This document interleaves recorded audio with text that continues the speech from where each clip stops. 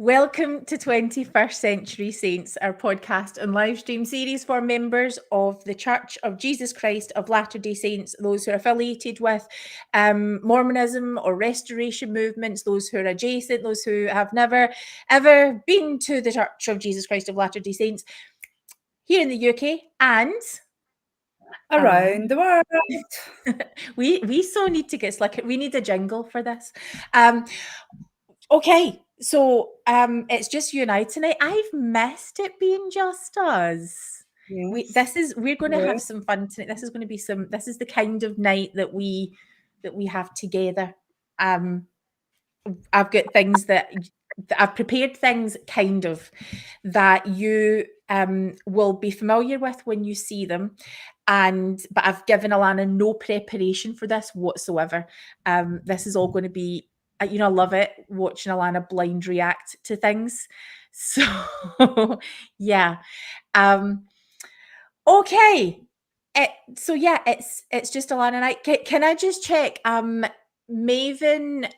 in the comments, can I just check both of our cameras are showing up? We're all good here. This is all, our technology is working. Let's just go with it, and if it's not quite right, on this laptop and it's made my screen go right down, so I'm trying to figure out how to get it back up. Okay, right. So we're okay. We've not had a technical kerfuffle in quite a long time, so we were due a checkup. Right. Okay, to business. Alana, donors, do you want to tell our donors how much we love them? I just want to give a big shout out to all our donors, to those who have donated thus far. The money that you've sent us has been really useful and helpful to us. We also want to thank anybody who will donate in the future. There is a link in the comments on Facebook and YouTube if you so wish to make a donation to our cause, I guess, for keeping the podcast running. We do really, really appreciate every penny that we get. It's well not accepted. Well seen, I'm tired tonight. I can't even get my words out. Well appreciated is what I'm trying to say. Appreciated. I want to let everyone know that your money has been put to such good use, and I know I keep telling you that we're going to let you know what we're doing with it. Maybe I can give you guys a slight insight. We are seeing amazing things happening with our safeguarding campaign, to the point that we've managed to deliver the petition that we've been working on, the open letters, into the hands of the people that we need it to go to. Our dear friend, Queen Sarah Elizabeth, who I'm sure is down in the comments, I'm sure she's with us tonight watching, has been doing incredible work, also getting all the safeguarding stuff into the hands of decision makers and policy makers. We're asking you to do the same, and we are going to update you on what that's looked like. So what we've had to do is things like we've had to invest in creating a website from scratch. It's a bit rough and ready, but if you go to 21stcenturysaints.org, you will find our petition. You'll find how to add your name to the open letter if you want to donate, if you want to get in touch with us and send a message of support, or if you need to reach out because you've been affected by any of the issues that we're talking about. You can find all of that in this one place. Now, in addition to that, over the next few weeks, we're arranging a kind of presentation which we want to share before we speak at a national conference on the subject of abuse. So that's the spoiler alert, that we're going to give you some more information about that. And a huge thanks to Sarah, who's been just such a driving force. We will get into the specifics of what we're doing over the next 2 weeks, but we really are so excited to show you. And there's a lot of things we're just not able to go public about just quite yet. But what we do need you to do is to please go onto the website, and if you can't donate, could you sign our petition? Could you share our petition? Could you maybe use one of the template letters and contact your MP and ask them, will you find out what's happening in our local congregation of the Church of Jesus Christ of Latter-day Saints? Please, it is getting incredible traction when you do that. And as always, you let us know how you got on. It's so important to us to hear your feedback. Okay. And also, one thing that would be helpful is if you can Yes. subscribe to our YouTube channel if you haven't already, or give us a wee share out. And if you know anybody who might be interested in the podcast, to share it with them and ask them to subscribe. Did you know that you can give us a rating on Spotify and Apple Podcasts? Can. You No. can. Do you know what I did? I rated myself. Okay, that is so sad. But I was just seeing how it would work, and I'm like, oh, I gave me 5 stars. Right, that is a really, really sad brag. So if anybody would like to go onto Spotify and make it more legit, and see what you actually think, some feedback would be fantastic. So yeah, the more you review, the more you share, the more you watch, the more you like and subscribe, it gets our work in front of the people who need to see it. We managed to reach out across the whole Mormon spectrum of people who are engaged in the church, to people who have never been in the church, to people who would like the church to burn down tomorrow. We managed to speak to that whole audience, and yeah, so we're really excited to be able to do this work. And so this episode tonight is really about that whole broad spectrum audience. So Alana, can you remember the first time you heard about the Book of Mormon musical? Because would you have been a TBM at the time? Would you have been like an all-in Mormon? Come on. Have I ever been a TBM Mormon?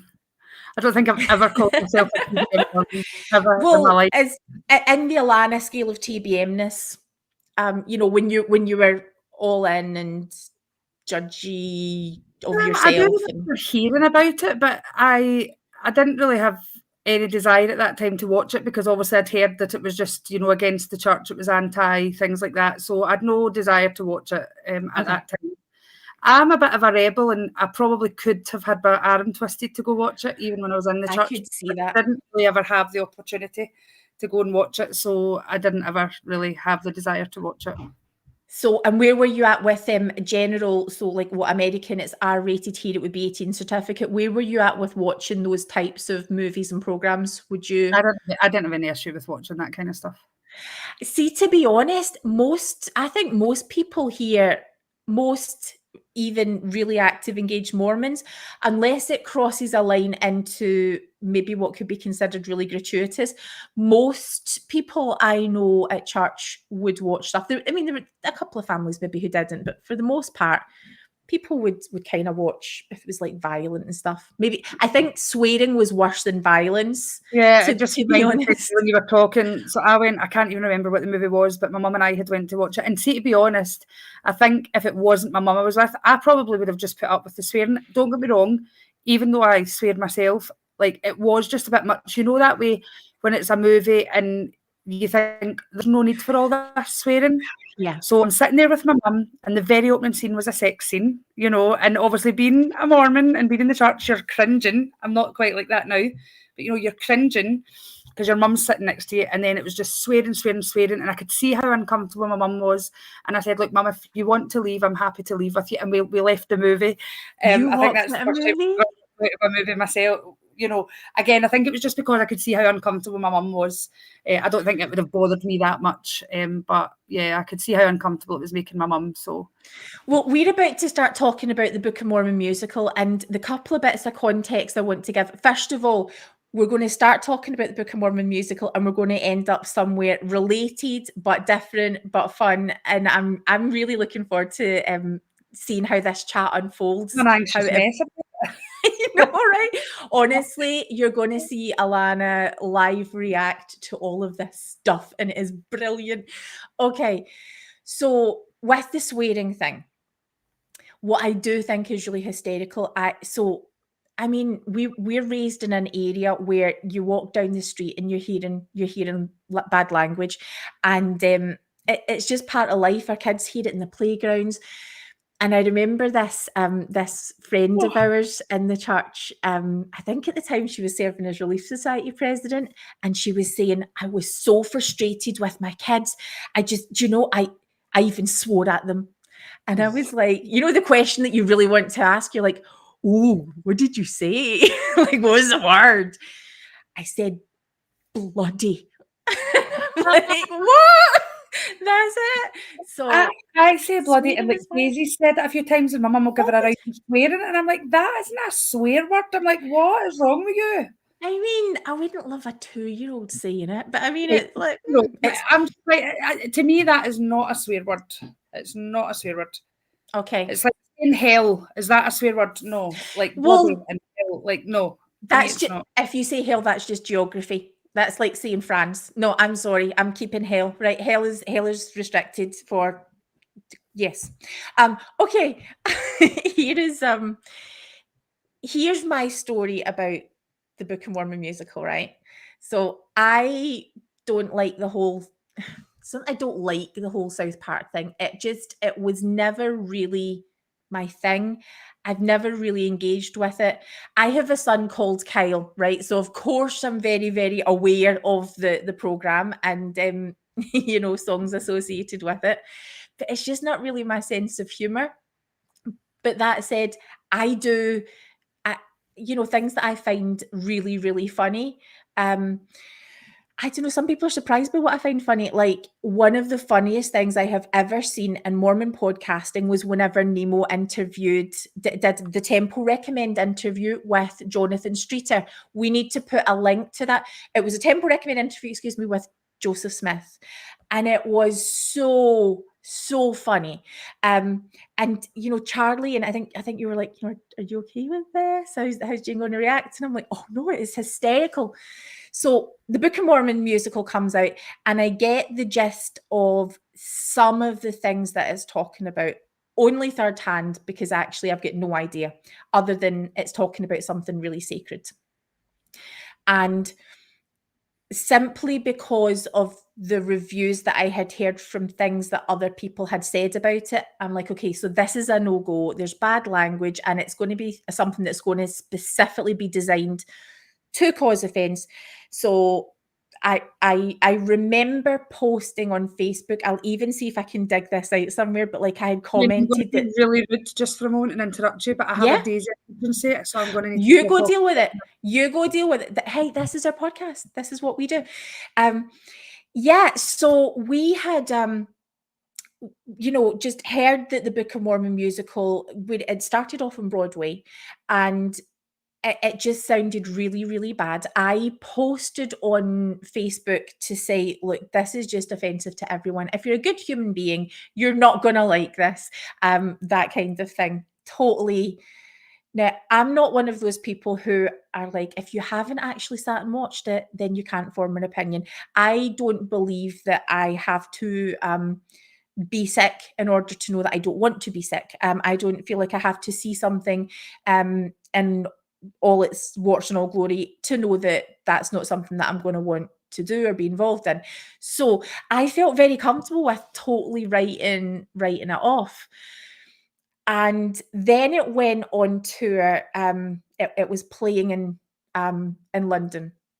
And right before that had happened was when the I'm a Mormon campaign had started.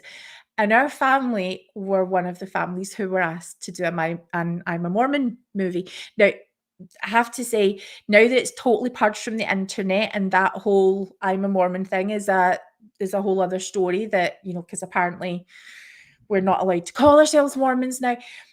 So the Book of Mormon musical opens up in London, and the church jumps into its media campaign. And it's like the double-decker buses, the red double-decker buses in London all had these, I think it was for 2 weeks. Was it for 2 weeks?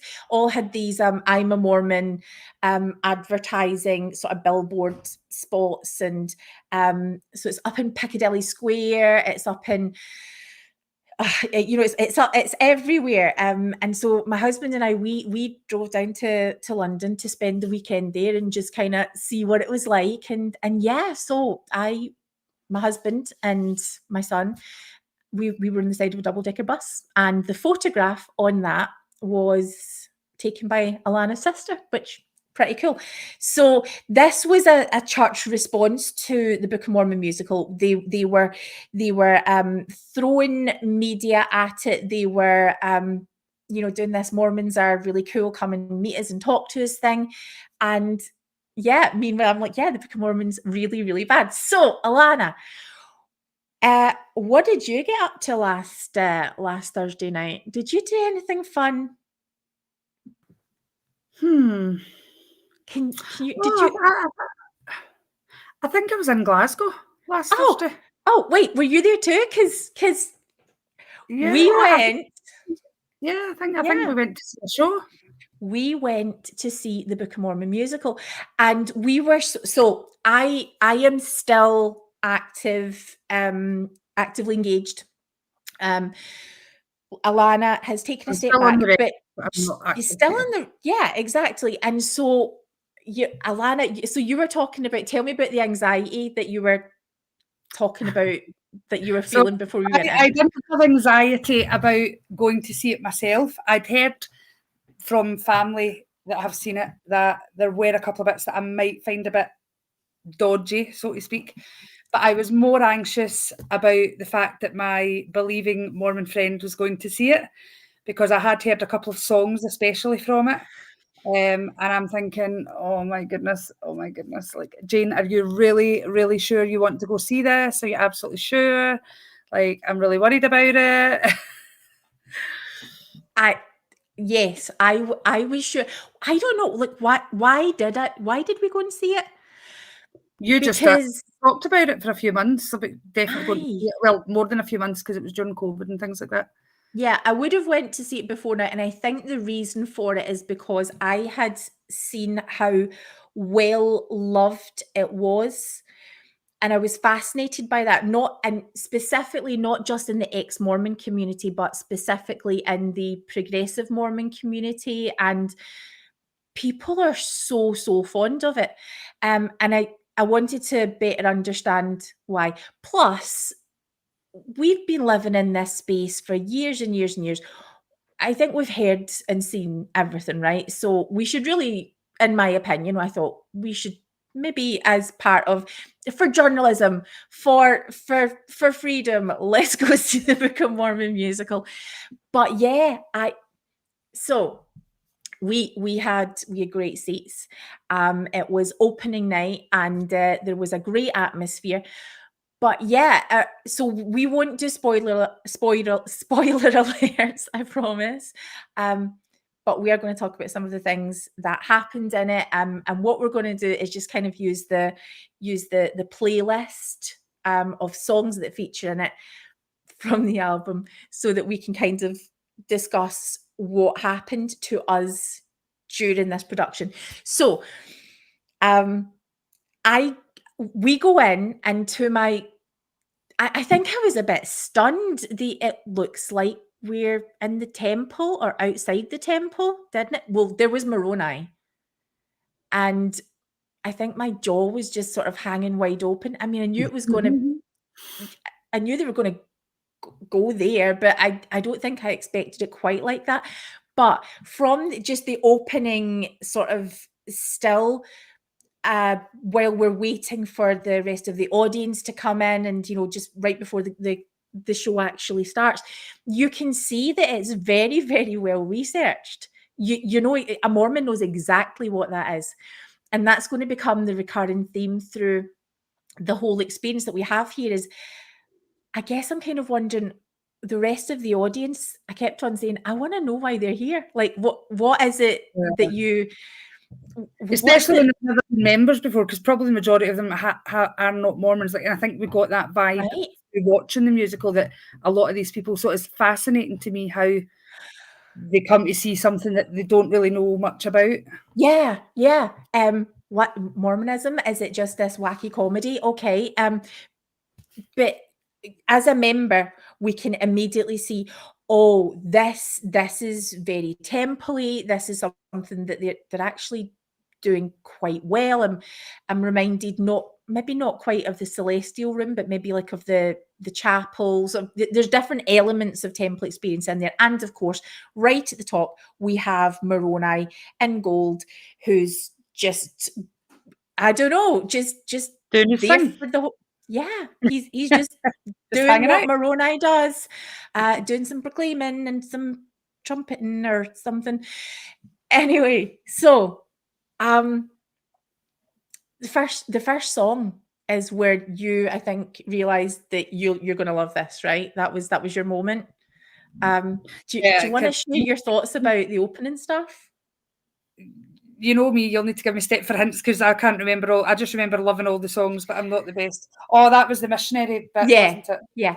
And why did you love it? I love how Jane asks me questions that I have no recollection of. It's all right. I'm here to help. I'm here to I help. just guess, like, obviously, like, right away when the music starts, like, for me, you know, when it's cheerful and and I just loved the whole setup. See, I don't want to say too much and spoil, like, all the missionaries and the I think it's facials. okay to say that. And all, like, the facials they were pulling and all the different moves they were doing. And it was just really, really, I don't know what the word is I'm looking for. Okay, I'm going to throw some out. Naive, innocent, gullible, there's really, really young. Yeah, I guess it just relates to me because I've been there, like, because it's obviously to do with things like that. And I think just because I've been there and I'm just like, that is so true. Like, that's totally what you do. So, and because we start off, we're at the MTC, and Alana has been metaphorically in that exact same space, and it's just quite funny. It's not. I think this is the theme through the whole musical. There is nothing sinister in it other than taking gentle comedic swipes in the same way as we would. There was just nothing sort of really that I felt was an anti-Mormon attack. It was talking about Mormonism, and it was factual, in my opinion, that part of it. Like, you know, well, it centered in the sort of naivety. You know, we're training you on the different ways that people respond when you knock a door and what that will go like. And it's quite scripted, and and you're going to be super jolly and really happy. And even if there's a big scary dog there, you know, it's all just so positive and very, very American. And I don't know that I had noticed. It's so bizarre. I didn't feel like I've joined an American religion or a New World religion, but I really got to see it as an American religion. It was just very, very polished. So I feel like this takes just as big a swipe at Disney than it does at, you know, anything to do with the church. And it's not, I don't know. I mean, I wasn't seeing anything critical. What I loved was the arrogance of missionaries that, you know, they're going to go out, they're going to change the world, but and we're going to be in this companionship, and it's going to be really great. But really, it's all about me, you know. Like, I am the superhero in my own story. I was looking at that, seeing every Mormon boy I've ever known, and many, many women. And myself. And I'm going to come back to that idea of like being able to see myself and it's Elder Price is sort of the main character, right? Okay. I related a lot to Elder Price and I loved it. Alana had warned me about there's a particular song, and so we won't give a spoiler alert, but there is a particular song. And yeah. I mean, it's catchy, but I don't think that you have to be. I think any Christian or any person who has a belief in God who goes to see the Book of Mormon musical would be offended by that specifically. And I feel like that's true of the well, well, I feel like it's true of the whole Book of Mormon musical, that it's not something that will specifically offend Mormons. What it might do is specifically offend people with a faith in God. And yeah, I did kind of find it a little bit like looking at your face, like, and I could see you just sitting there, like, and I'm like, I didn't even clap. Like, I mean, no, I was like, I don't know. I wasn't in a bad mood. I'm just kind of like, okay, that happened. But also I can relate to and understand it. Like, I have a respect for what is behind the song. And I think it's really, this is why I think people should go and see the Book of Mormon musical, because what it does is it shows this amazing tension between this naivety of everything's great and God's going to help you, with the reality of what has God actually done for me. And if this indeed is a life that is all controlled by God, then that really sucks. And what does that say about God? We've asked it before, we've heard it asked on other podcasts, but is God a dictator? Is God a horrible person? Is he a complete asshole? Is that who God is? And and I think that the song does a lot to sort of just acknowledge that. I like it. And so the tension of these naive Mormon missionaries showing up to also how quickly they're ready to immerse themselves in the African culture, I just thought was just glorious. It was so American that we visited like military bases and different people around the world where there's sort of lots of a high concentration of Americans, and you could literally be in America. You could go and not hear a foreign language spoken once, because it's like a little America in whichever area you're in.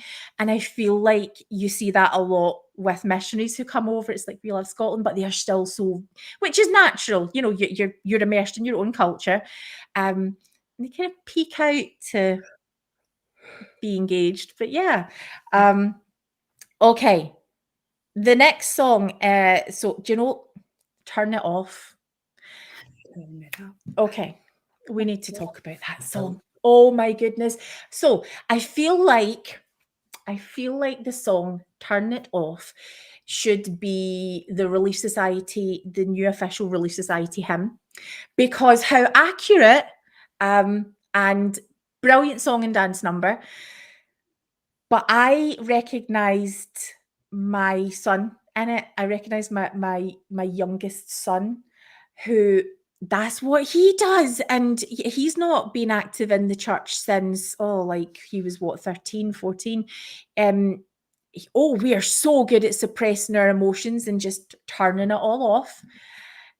I could have brought the house down at that one. Have you got any thoughts you want to share? Are you? Sorry, I was trying to. I know you. I can see you've gone. I was having issues. I did something again and it moved all my screen and everything again. So apologies. So the turn it off stuff. Did you have any thoughts you wanted to share about that? Turn it off. Like a light. Excuse me, we're going to get copyrighted. You're not allowed to sing any songs, okay? So go. No, I can't help it. I just have this urge to sing. I didn't sing that. I didn't sing that there at all. We're going to go onto sort of the missionaries' relationship sort of plays out, and then All American Prophet. I wasn't super offended by it. I mean, like, there wasn't anything. Joseph Smith was an All American Prophet. You can see that whole background there. I'm so sorry. Right, this is Alana. So Alana thinks that there's a good chance that Alana has ADHD, and she is going full on embracing it now. So honestly, we need you with us, girl. I've had a full on day. I didn't have the day that I was planning to have. I've been on the go all day, so I think my brain's just not keeping up. Well, try. So anyway, right eyeballs right here. Okay, so then we kind of, by the time we got to the break, I was kind of like, it's okay. I mean, I wouldn't necessarily come back to see it. I'm not super fussed. I mean, it's all right. What did you think? I loved it. Obviously, I did say there was a couple of bits in it that were a bit, you know, and it wasn't necessarily anything to do with the religion. It was just a couple of bits that I thought, it wasn't, yeah. Any needs for that? Like, it was a bit much. But I just remember saying, so what's your thoughts so far? And I could totally tell by her reaction that she just was not enamoured with it at all. Well, it was okay. Like, I didn't not like it. I'm like, songs and stuff, but I just, you're like, yeah, it's okay, like, you know. Especially because there was elements of it I could see that were really, really good. But yeah, so what I had realized by the time we get to the break, to the interval, was that first of all, the naivety of the missionaries is fantastic. The problem I was having was that as these missionaries, now it's set quite a few years ago. You know, it's set, I would say, what we're talking about, maybe height of the AIDS crisis kind of thing. We I feel like Africans specifically, so people from an entire continent, were being almost portrayed, well, they were being portrayed as people who are stupid, backwards, disease ridden, totally gullible, and it just I found that really, really jarring. And so some of the ways that the musical then talks about the challenges they face in their life was then a bit problematic. So when we, as you were talking about those bits where you just kind of wince and you're like, oh, that's not okay. That was, some of those practices were practices that did actually happen, that's not something that we're unfamiliar with. A couple of bits that I was unsure about. Yeah. You explained it to me that it actually was a thing that was said years ago, and I was like, oh, I didn't realise that, because I was sitting there thinking, what is the need for that? Like, that's a bit too much to put into a musical. Like, there's no need for that, because, it could be triggering for people and things like that. Yeah. But when you explained about history and that was a thing that was said, I was like, okay, now I get it. I feel like what it was doing was, it was more what it was saying about the culture. I feel, and I didn't feel that ever got completely resolved by the end. But then we've got this again. It's just the positive innocence of these missionaries who are going to try and make a difference. Now, there's also all of these parts that we've kind of jumped over, where the audience would not notice a thing. So we've mentioned the temple thing. There's a moment where, now, all it will take for me to do is to talk about luggage. If your luggage went missing on holiday, what's the first thing you would panic about as an active temple recommend holding Mormon? So there's a little moment where, something happens along those lines and we can see disrespect. It was appropriately done. Nobody else in the audience would have noticed if you didn't know what temple garments were.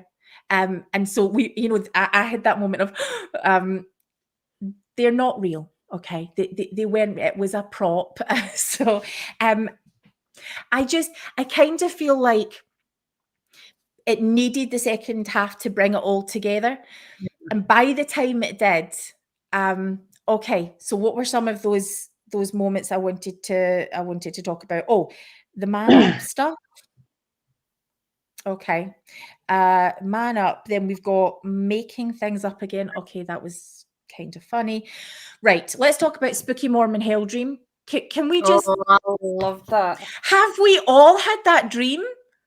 Have we on some level... Oh, come on. And on some level, you've not had like a horrible... You haven't? That's because you're going in. You're going to heaven. You've made it, girl. No, okay, I've never dreamed about actual cups of coffee from Starbucks chasing me. That has never happened. Brilliant. But no, you have never had a do me. Not that I can remember. I've never had a dream about going to hell. Tell me in the comments. I've thought about it, I'm definitely going to hell, for sure. Nah, if you've not had that dream, you're good.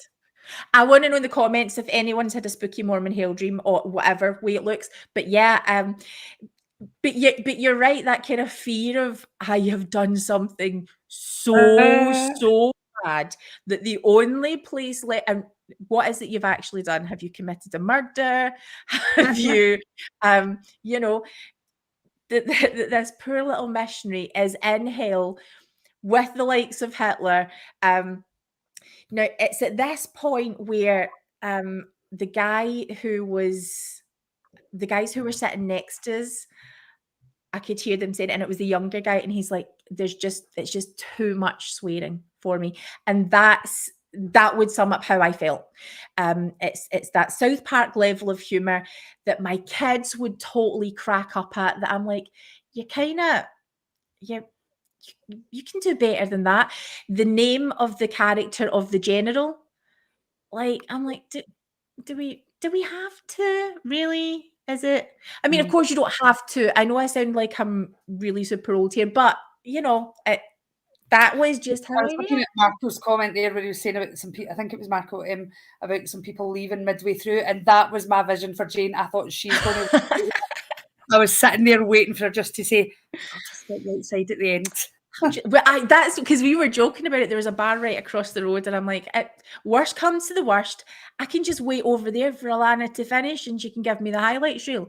But no, we were staying. Okay, let me talk about my favorite thing about the whole musical. I believe. Oh my goodness! Now this is the moment when I see me and Elder Price. Okay, this is the.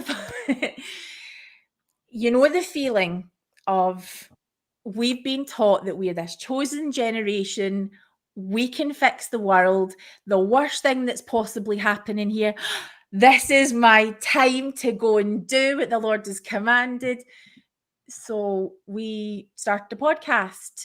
I saw Nemo the Mormon on that stage. I saw Peter Bleakley. I saw Priesthood Dispatches, all in this character of Elder Price. Because that's what we do. We're taught that it's really powerful. He feels the spirit. That's what leads him to make all these proclaiming, testimony bearing comments. Right.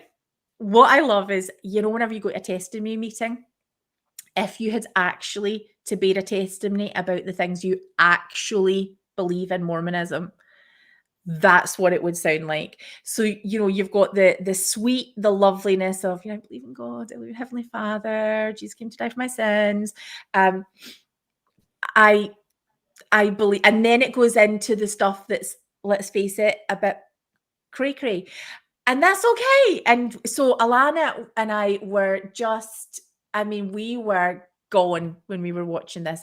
But I have to say, when he did his shout out to the prophet of the church, the only man who can speak to God on the face of the earth, Russell M. Nelson, yeah, that was the moment we just let loose. We were like, we were owning it. Shout out to Russell M. Nelson. We got you. If I could have raised my hand to the square and shouted, "I sustain," I would have done it right then and there. And do you know what? Maybe that we need more of that in the church. We need the buzz. We need the buzz for Elder Nelson.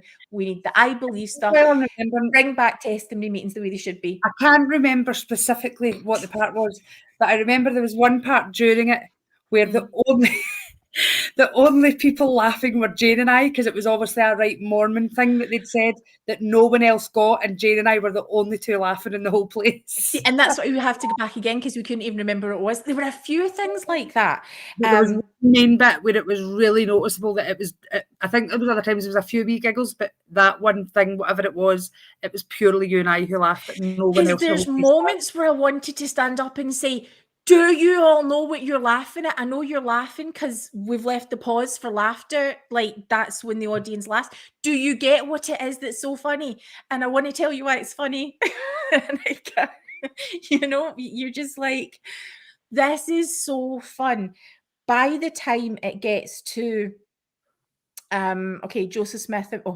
First of all, I Am Africa. Hysterical. We're so immersed in the culture, having been there for you're still immersed in Mormonism, that you totally get everything about your mission area.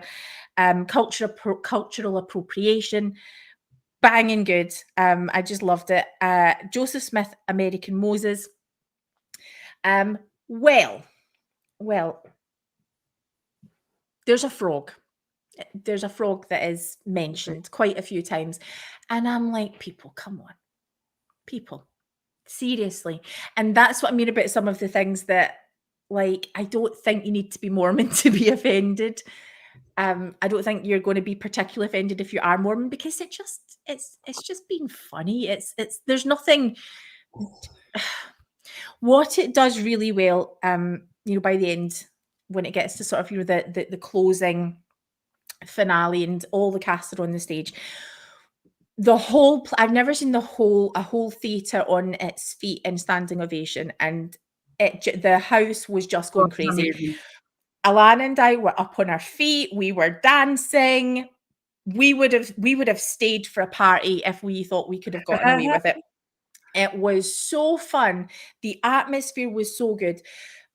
But I think for me, what I was left with was this feeling of the church is portrayed as naive but hopeful and really sweet, and it's not being presented as something super sinister.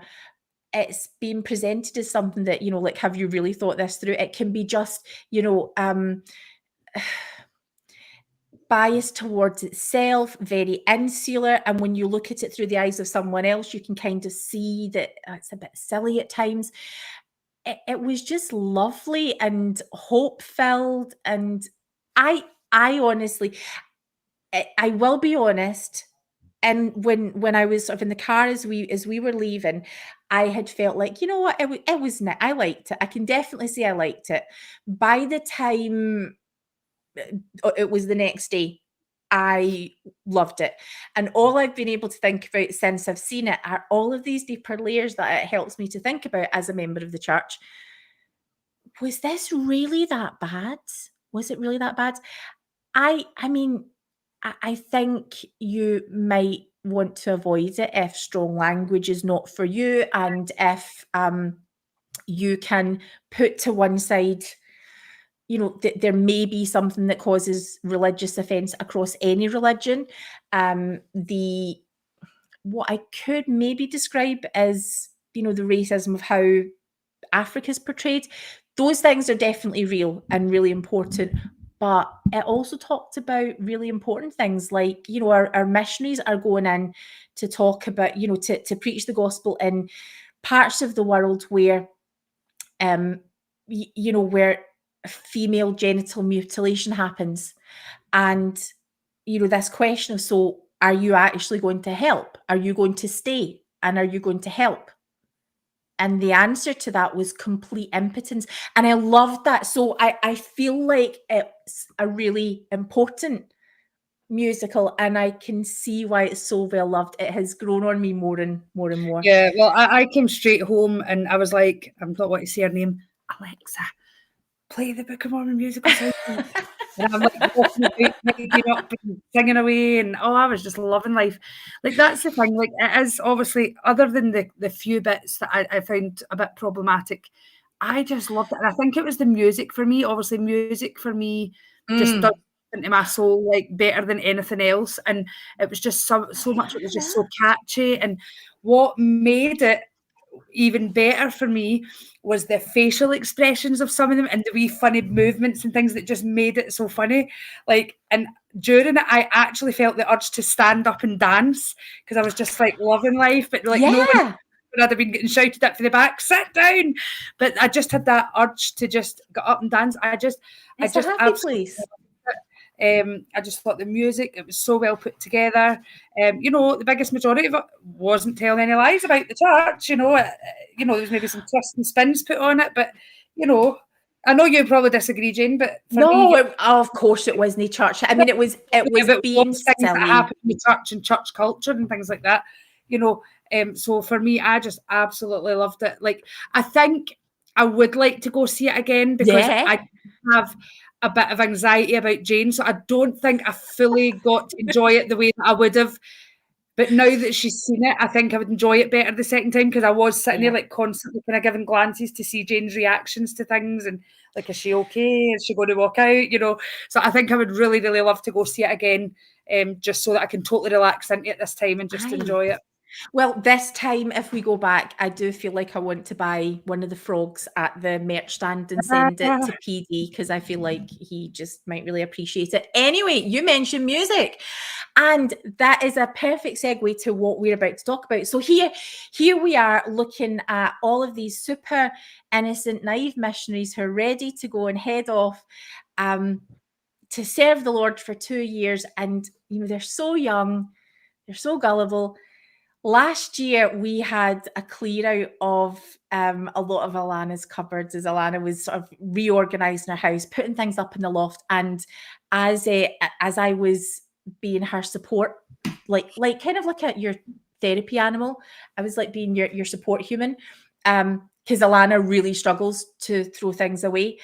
I couldn't believe it. She was managing to throw things away, and I had to prevent her because I'm like, oh, there's some stuff I want to keep here because that needs to go on a podcast.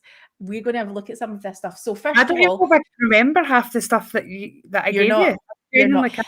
There are also things that I will not look at and will not be discussed, but they will be alluded to. So here we go. First of all, the thing that's probably in every church, if you've ever served in a calling in primary, especially as a chorister, we've got the good old. The children's songbook. Oh, favourite? What was your favourite? Did you have a favourite? I had a few. I remember as a kind of older child, I loved it's the, I don't know if I can, no, I'll just say it. What's it called? A Young Man Prepared, it was called. That's the one it just flipped to that. I think it was because of the tune. It kind of reminded me of, was it the Superman kind of theme tune? Like, it reminded me, I don't know, it just reminded me. And I just thought it was really catchy. And I remember loving singing that. I loved like Popcorn Poppin'. What else? There was another one. I used to love Whereas the Armies of Helaman. Things like that. Can I bitch about this? Music. Okay, this is the part where Jane does bitching. Oh, the sign language.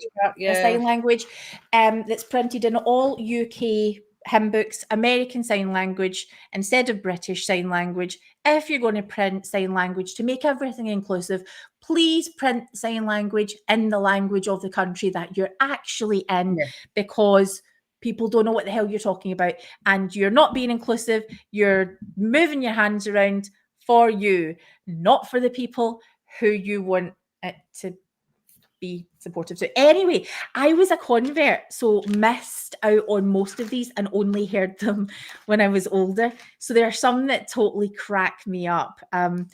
But a child's prayer. A child's prayer is a delight. Yeah. Oh, what's the other one? Slow one that I used to like. When I am baptized? No, it was one. No, a two-part one. It's a two-part one. I think it's like a mother. Is it a mother and a child, or just an adult and a child that sing it? Oh. How will they know? No, it's not. No, I don't know. Maybe it is that one. You're going to have to get back to me. I've not listened to the music that I can't even remember. So then we have, by the way, this is going to get way more interesting. Okay, this is not just toddle through sheet music, but we've got folders of sheet music. Shout out to Carolyn Pearson right here. We've got some of her stuff. Prepare the way. Alana, you sing a lot in church. How will they know? You've got that, and that's in parts in this little book here. So I am going to read you something that fell out of that folder. Okay, are you ready? This was clearly when you were serving in Young Women, and this is called Leadership Poem. People, get your vomit bags ready. This is going to be a bumpy ride. Young women, of course, I'll be happy to serve. You say about 1 hour on a Sunday and 1 during the week. That's the kind of call every woman should seek. I guess they forgot about camping and cooking and how hard it would be to keep yourself looking well-groomed and well-dressed and just sort of warm in an old A-frame cabin in a midsummer storm. And nothing was said about youth conference and such, and all of the meetings to just keep in touch with schedules and parties, stake dances and sports, and how to make sure the girls don't wear shorts. Right, I'm just stopping there because it actually is just vile. It continues that kind of vile. And it was at that moment that before we came on air, I'm like, Alana, are you Are you doing therapy? Because I don't even remember this. getting that. It's always been given to me and I've just chucked it in the folder or chucked it somewhere. Yeah. Okay. Shout out. Do you want to shout out for that? Is that a good program? Do you like the Yeah. So Addiction Recovery Services I Manual? went to that because I was trying to overcome my eating habits. That's why I went to that. Which you need to do in order to live, right? Okay, so yeah, let's let's apply an addiction model to. Never completed it, but yeah. Well, I think I don't know. I want to be supportive and good, so I'll just say nothing. And maybe at some point we'll do an episode on the addiction recovery services in the church. But now let's do a shout out for pageant music.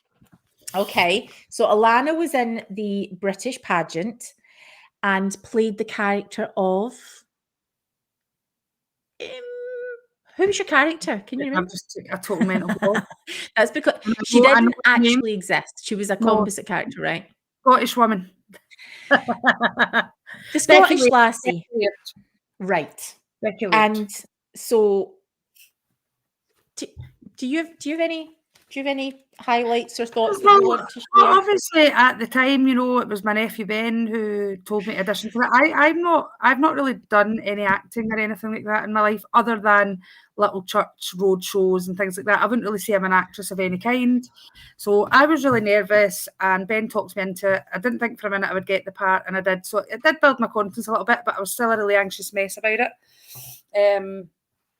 But, at the time, I loved it. I felt great. This elevation emotion you get now, that at the time it was like spirit and all these magical experiences that I had. And I did. I really did enjoy it. But now, knowing a lot of the history of the church that I didn't know then, I do find it very problematic. That's not away from the writer of, someone who helped with the writing of it. Alex, she's amazing. She did great writing. But yeah, I do find it a little bit problematic now. Right. See, that's because you and your nephew, you're friends with Alex, and that's really lovely. But I'm sorry, no, it's crap. Right, there you go. I am calling it like I see it. So I I'm a theatre snob, right? Musicals just don't cut it for me. We all love musicals, but I'm all about the theatre and people really being able to raise their voices and voices we wouldn't normally hear being able to be heard. And so the idea of all of these stories, especially women's stories, is very interesting to me. You're totally right. It's all elevation emotion. And if you're going to write a script that it's just super whitewashed, and I suppose it has. Yeah. Don't get me wrong, it was such hard work, because you're there for weeks. I had to leave days at home with my mum for a time, and it really was physically exhausting, but I really did enjoy it at the time. Everybody's sacrificing through it. We're gonna talk about the pageant in the future, but we also have this where Alana played the incredible historical figure who is a Scottish woman, Scottish nurse called Elsie Ingalls, in the Voices of the Great War project. Now, that I have to say, you did a fantastic job. But again, it was just all elevation emotion. And here's the problem that I have. I actually think, like on the back of this, it looks really, really good. But when you're telling a story about war and service, you have to elevation emotion doesn't. It's not the time for that. It's not the time for hope-filled, longing looks into it. You're telling a story of someone's sacrifice who actually lived, and it just doesn't seem real when you're making it about.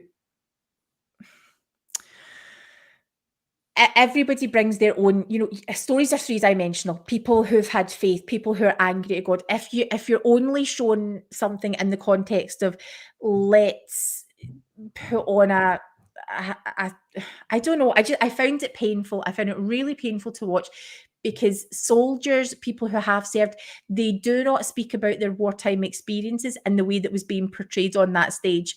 They speak, there's a lot of stoicism there. They're very factual, matter of fact.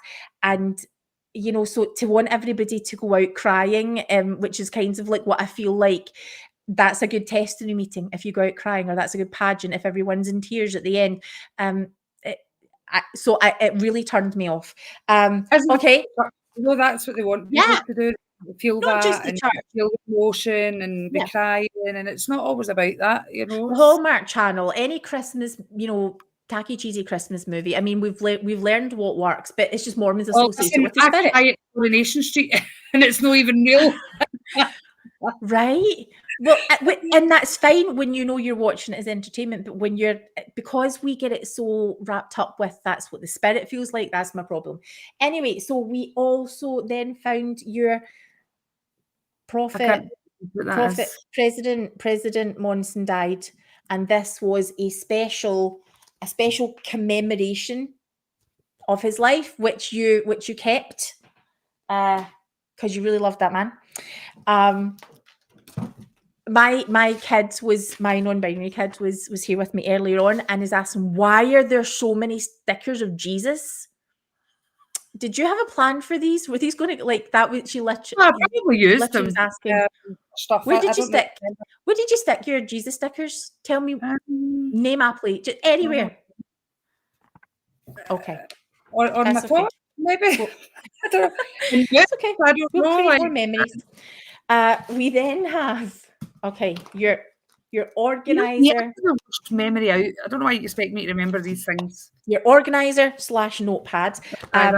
Can I just? So this is a Bible study journal. So we're not going to read Alana's journal, except for to tell you that the categories fall into atonement, the Holy Ghost, missionary work, and plan of salvation. Now, the plan of salvation, can I just say, is totally empty. I think that might have been a mission notebook, actually. 100% was a mission notebook, because what you Alana starts notebooks. Alana, do you want to guess a number of how many notebooks did we find that you had when you had your clear out? I don't know. Probably over, I don't know, 15, 20, I don't know, maybe more than that, I don't know. It was way more than that. This is all, the atonement was all, it seems to be all repentancy. So the bit we're not going to read, and I am not going to read because I wouldn't, is the journal. But what I did do was I opened it to the handout section. Oh, we're keeping all these little, thank you, Alana. That's someone who loved you. I love little stuff, and I loved all these people who loved you. Awakened, arise. You're a chosen generation. Yeah, because you served where again? Remind New me. Zealand Wellington mission. We've got some comments, Angie Jones. We've got some letters and cards. Oh, that's got your missionary address on it. Oh, your value in the kingdom of God. You've got like a little. Oh, how do you measure up? Right. Okay, I'm going to redact this, but I'm going to hold this up so that you can see the date, because we don't want to. I don't want to show the picture of the wonderful, wonderful woman who this human has grown into. This was a baptism program of one of your darling family who we love very much. Then we've got, oh my God, the amount of laminated printable handbooks. This is the final testimony of Bruce R. McConkie. But can I just say, see, when things were laminated, 9 times out of 10, they used to be stuck up on my bedroom wall or my bedroom door. He ends with, but I shall not know any better then than I know now that he is God's almighty son. Well, that's a lot of knowledge right there. I'm going to suggest that's an Easter egg wrapper, if I had to guess. It's maybe chocolate from like New Zealand or something that I've just kept the wrapper for. I was a bit of a person of the things I ordered. Yeah, and just like all these fabulous. I want to know how many handouts. What is the most amount of handouts someone has ever kept from Relief Society? Because I feel like you're going to be right up there. So, and there's more. Oh, hold on. Is this something good? Oh, that's probably should be destroyed in the name of data protection. But here's the one I really wanted to get to. Okay. And these will all be returned to you. I really wanted A missionary to do handbook. this. Now, here's the thing. We can all talk about what the church is like just now, what it's doing today, what the youth programs are like, and how the church has come so far, and how it teaches and does things. We've now got Preach My Gospel. The thing to keep in mind is that we're a generation who were raised with this stuff. Now, what worried me is how quickly this book opened to this page, which now I can't find, but I have spoken to so many people about this page just today in your mission journal. So can you remember, while I find this, what were you taught on, like, in fact, just bring us up to speed with what, if you talk maybe for a few minutes about what your mission experience was actually like. Did you have a good mission? How long did it last? What are your main... I think I've shared this. I'll just give you the brief explanation. So I was originally called to the Greece-Athens mission, which I was horrified at. And I remember saying to God at the time in my head, what are you thinking? Because I was rubbish at languages. I didn't even sit my French exam at school because I was so bad. I just chose not to turn up to it. And so, but I thought, apparently I was told my whole life, whom the Lord calls, he qualifies. So I thought, well, he obviously knows. So I'll just go. So I go to the MTC in Provo, start to learn the language. Wasn't coping learning the language. The teachers basically sucked and weren't listening to me. And I had a bit of a mental breakdown due to something that a teacher made me do in front of the elders. And I was reassigned to New Zealand Wellington mission, which I absolutely loved. I loved the people. I loved most of the companions that I had, let's just say. But the people were just so wonderful. The Maori culture, everything about it was just so wonderful. People in the MTC were cheering and wowing when they heard, they're like, you're so lucky, because I was going to New Zealand. And I'm like, why? What's lucky about it? Isn't it just a country? But apparently it was because Lord of the Rings was filmed there, which I didn't know. And still to this day, I still haven't watched Lord of the Rings. So yeah, but it really, I've often said when I've been asked, do you ever regret your mission? I don't regret being in the country and spending time with the people and serving the people. I did have some wonderful experiences, especially with one particular family who had been taught by the missionaries, and the husband would never, or the partner, I don't even know if they were married, would never come in and listen to the missionaries. And I just, I hate saying things about myself. This is so cringy for me to say this. I just did what I did best, and I just went in and I was just totally myself, down to earth, fun, all those things. And eventually he started coming in and taking the lessons. And just we had some wonderful experiences with him.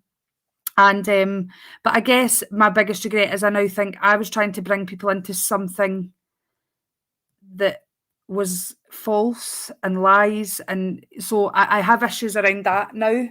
But obviously at the time I didn't know any better. At that time I believed, I wouldn't have went on a mission if I didn't believe in it and I didn't have some sort of testimony at the time.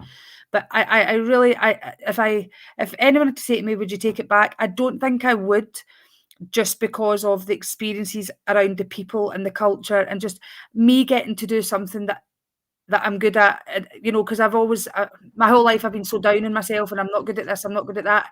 But loving people and just treating people in a way that they deserve to be treated and just loving people is just my thing. And so for that part of it, I'll be grateful for the rest of my life that I got to experience that. For the teaching and the preaching side, I do have issues around that, but that's a whole other conversation. It's going to become relevant. So I've got 3,000 things I want to say at the same time because I don't know if anybody could see my face while I was like scanning through this book here, but no, we are going to extend what we thought was going to be a fairly short episode because we need to talk about some of this stuff. Oh my dear sweet Lord. Alana, you would have depression on your mission and you returned early, right? You returned early, right? No. I Oh, said my so you stayed the whole. Oh my goodness! See, I block these things out because it is so traumatic. No, Well, I told him I wanted to go home and I was refusing to stay, but my mission president's words to me were, and he was wonderful, wonderful. I'll keep you here kicking and screaming if I have to. yeah. And he allowed me to speak to my parents, and they suggested trying medication and things first to see how I went. And then at that point, if I still felt I wanted to go home, then they would allow me to go home. Can you hear that? He's wonderful, but he He is tells you. wonderful though. And that's the thing. You can I be a had really good guy. and he was my favourite out of the both. I'm really, really sure, but also that's messed up. No, absolutely. Looking back, if I'm saying I want to go home, but I can also understand their worry as well about, because they knew that I was severely depressed, because it had been prominent for so many days that I was in a deep depression. And so I think they were just worried about the impact it would have if I went home and went on medication and then had regrets about not staying in my mission. That was more the concern. And that was even my family's concern at the time, is that they Because didn't you want me to couldn't stay. have potentially gone back out later. And It's from what I remember at that time, it wasn't really the done thing for you to be sent back to your original mission. You would be reassigned somewhere locally.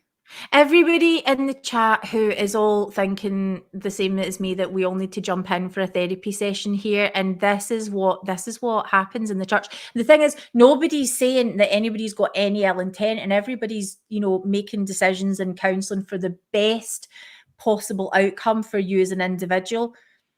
But that's messed up. That is really, really messed up.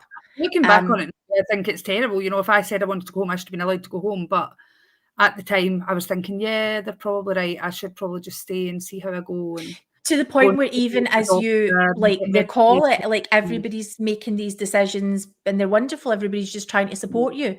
And that's the worrying thing, is that when something looks like when we hand over the ability to make decisions, especially when you're ill, to someone who has authority over us, it's all done in the name of God. Okay, let me just start going through sections of this here. So the one that I've been talking about with everyone today is this section here on the importance of obedience. There is a word that young people do not like very much: obedience. Now, I'm imagining the Book of Mormon musical with all of these young missionaries who are like in the MTC, and that's the first thing that they're being taught, and it's obedience. And oh my goodness, how this is this is something you may not yet know very much about. Let me tell you, if you're a Mormon kid, that is all you know about. You will learn the importance of being obedient. One day you're going to find out that the key to leadership is fellowship. See what they did there?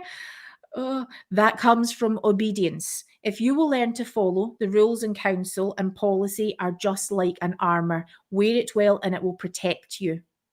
Oh my, that is horrific.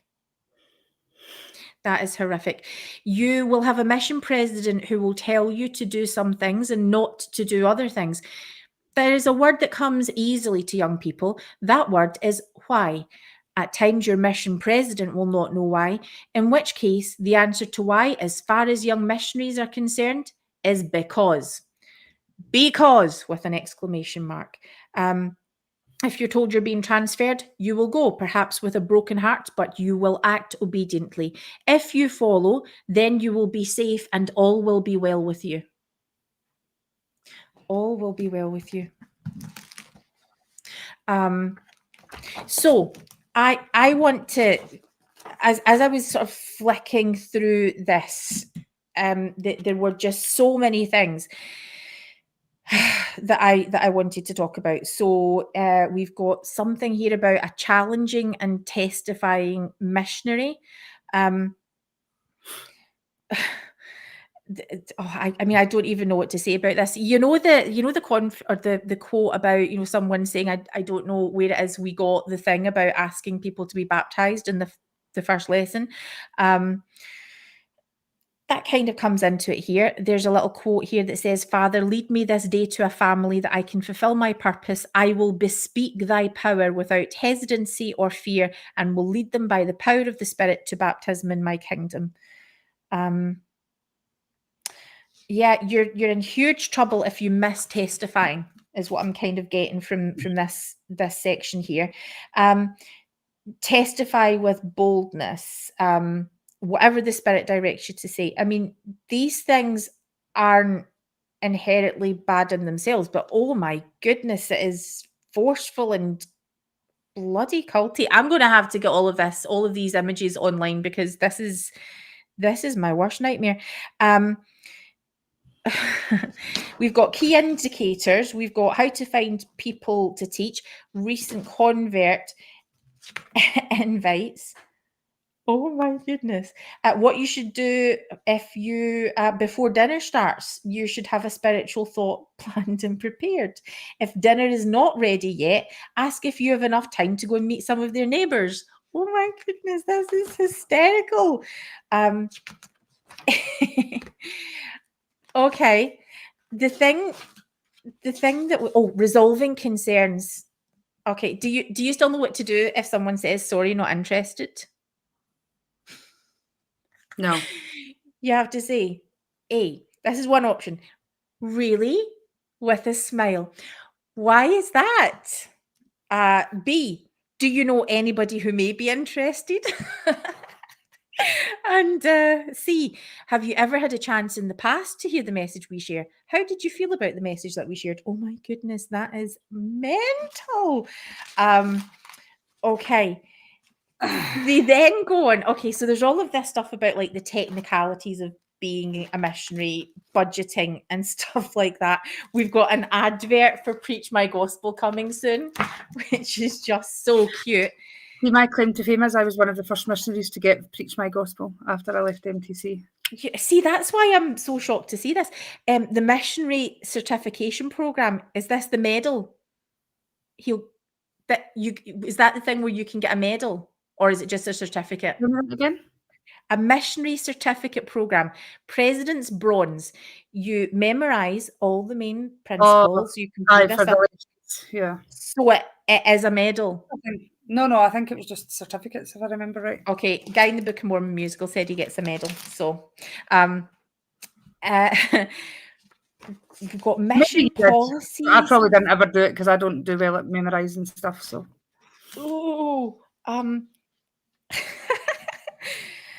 okay, underneath the section about housing and heaters, how long have you been out? Follow the counsel of Brigham Young, and yet let your minds be centered on your mission. Do not count the days until you go home, or X off the days on a calendar. Right, while I'm just getting the missionaries when they were close to finishing, how far away is that plane and things like that. Like everyone counted how many days it was till they went home.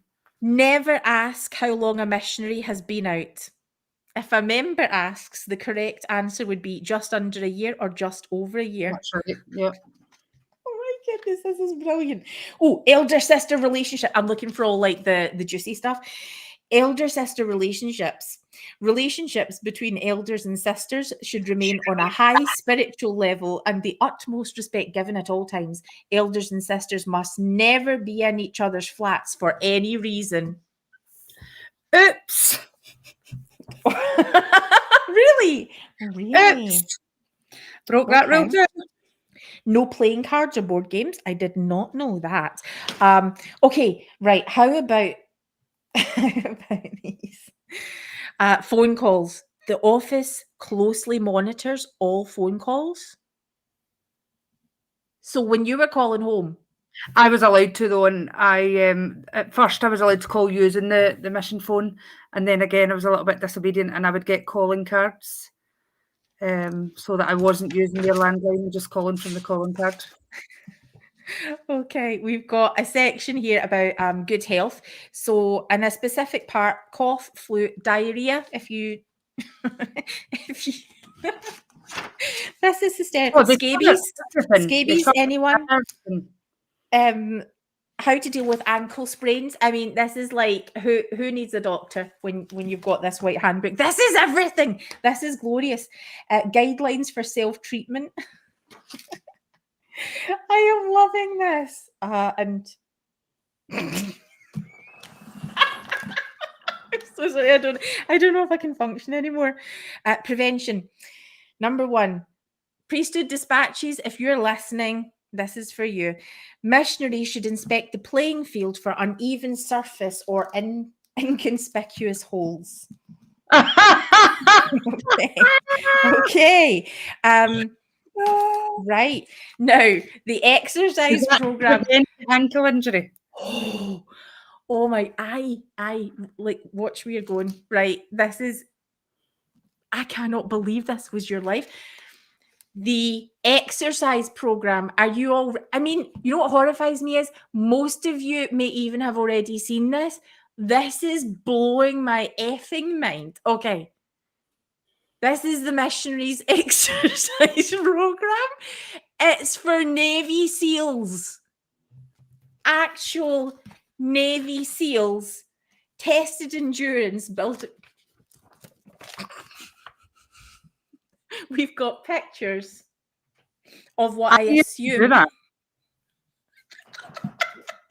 Okay, let me read. I did do it at various times throughout my mission. I don't know how the heck I did it, but I did it. Right. Okay. A lot of guys assume that calisthenics are a poor substitute for traditional weights when the goal is increased strength and muscle definition. One look at the Navy SEALs explodes this myth. The SEALs are famously lean, strong, and ripped, and they owe virtually none of it to pumping iron. Oh my goodness. See, you want as well though, Jane, that that missionary handbook, obviously that's separate to the little white handbook you got, but that when it was made was probably geared towards elders because more elders went out than sisters back then. Yeah, I mean, I see that, I get that. It's mental. And we've got pages and pages of this guy in all sorts of positions. Okay. Articles. Lock your hearts. We're now going to talk about the flirtiness. Is this worth me having? I mean, maybe we should just single. Oh my goodness. No, we're going to do the drama. If there are problems in this mission that you can give me light on so that I can help your president and help you, that's what I'd like. If there are situations that are difficult, if there are problems that are unknown, that I have no idea how this has just jumped into something that I'm not clear on. Is this a letter someone's written? Anyway, in one of the missions, I found a bad situation. 1 or 2 of the missionaries had been breaking rules. They began to break some rules. Just all they did was to go over to a certain home every Sunday night for dinner. The president didn't know anything about it. I'm getting alarm bells. I don't know about y'all. I am getting alarm bells. It wasn't very serious. They should have been home planning, but it was a regular thing every week. After a little while, they were dancing every Sunday night. Oh my dear sweet Lord. Okay, if you've got any little ones in the room, please send them out right now because this is clearly going to get very, very, Sunday night dancing. Please excuse me for not doing a trigger warning. And then they were doing a little flirting. And then a few of them got playing cards there every Sunday night. And then they were dancing in the dark with some of the saints' girls. My goodness. Okay. Excommunication eventually is mentioned in this story. You know what? If you want to know more about this, I think we'll stick it online because this story goes on for frickin' pages. Oh, it's a story by Spencer W. Kimball. Then we get some more stuff. The what does salt taste like thing from Boyd K. Packer. We've got loads of little. I mean, I would call them inspirational, but I don't think I would necessarily feel inspired or like bloody terrified. Let's see. Then we've got a message from your mission president. Missionary work is work. the importance of obedience, the value of companionship. Now, the thing about companionship is they're equating that with obedience, and that worries me too. Learn the value of companionship. That is part of obedience. They mention obedience here a lot. Follow the rules. We have an obligation to the Lord and the church. That is our first loyalty. Perhaps the word, I'm talking about bearing testimony, perhaps the word obedience and duty will come to your mind and you will go with great hesitation. You will begin to bear your testimony. The promptings of the Spirit will testify to you in your heart and mind that what you say is true. Then you will learn something from what you have said. Okay. It's always good weather. Well, that's good to know. Now, here's the part that I was really keen to see. Depression and discouragement. You know, it even concerns me, those two words in the same sentence, because depression and discouragement are quite far from each other. One is a clinical medical issue. The other one is, well, you're just feeling a bit down. There is in the mission field the tendency to be discouraged. Oh my goodness. Yeah, mental health crisis. Sometimes a missionary will tell me, I have just had a miserable day. Everything has gone wrong and I am discouraged. It just isn't going to go right. I feel very depressed. Should that be you, I would say, well, I am glad to hear that. At least I know you are normal. Did you know that it is not either normal or healthy to be on cloud nine all the time? There is a little couplet. Life is full of problems. It's full of ifs and buts. And the man that's grinning all the time must be completely nuts. Oh my goodness, this is in the section about depression. Alana, how are you still alive? How are you well adjusted? Oh, I mean, oh my good sweet Lord. I'm going to quote again. The word depressed appears in the Book of Mormon in connection with missionary work. Ammon, a son of Messiah, was preaching the gospel. He described missionary work in their day as being very similar to missionary work as it's done in our day. He talks of going from house to house, which we call tracting, and other methods of missionary work. Well, this was written many generations ago. Read carefully what Ammon said. It's a message that will be an encouragement for missionaries who may find themselves a bit depressed. But behold, my beloved, oh my goodness. Right.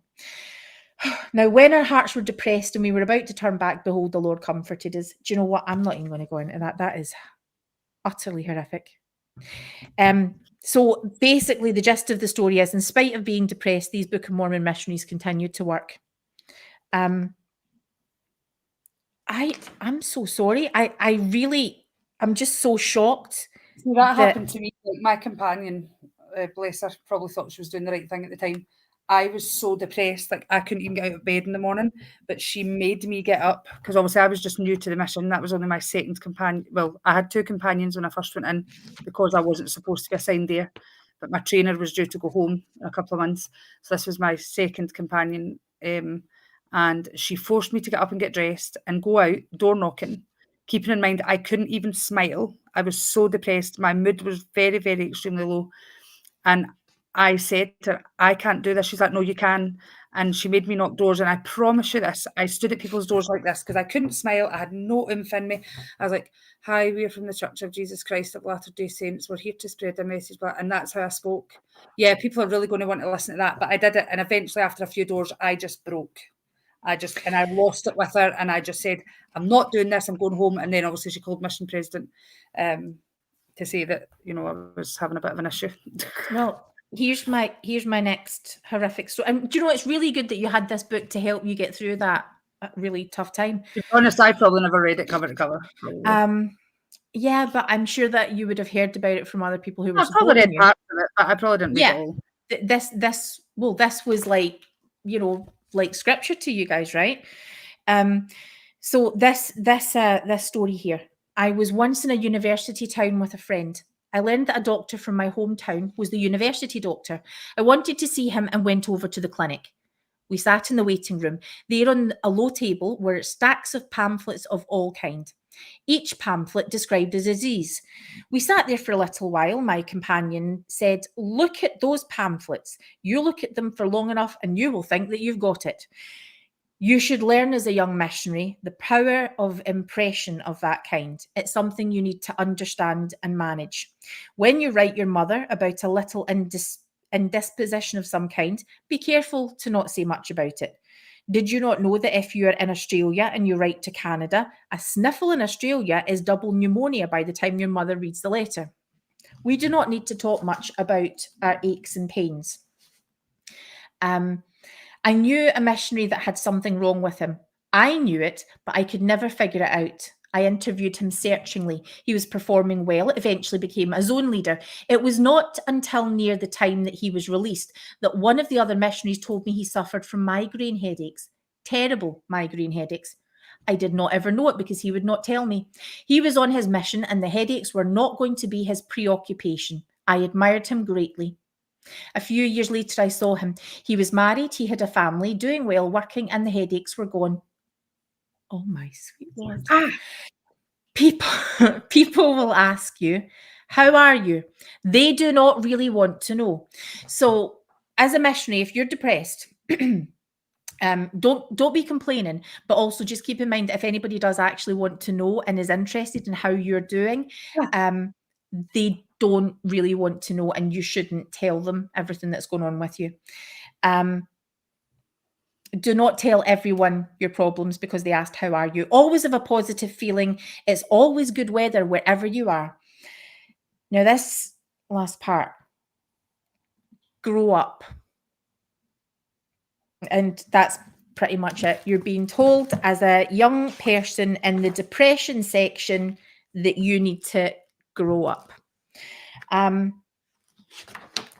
Yeah, that that is what you that's what you had on your mission. That was your, I was looking forward to having a kind of giggle about, like, all of these sweet missionaries up on the stage who are portraying that naivety and that innocence that they go to the MTC with. And now I'm looking through this book feeling so completely horrified that, oh my goodness. And we see a missionary and who experiences a faith crisis in the Book of Mormon Musical. We see what that looks like. And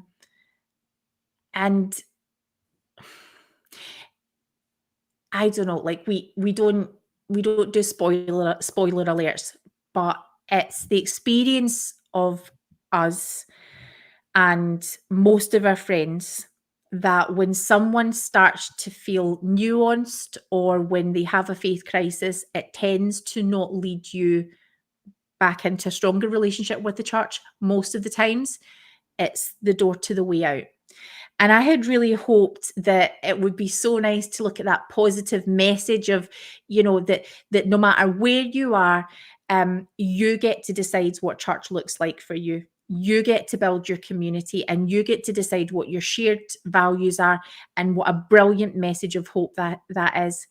And then this might have been from years ago. I just feel like you're one of the people who has to carry those messages around with you for the whole of the rest of your life.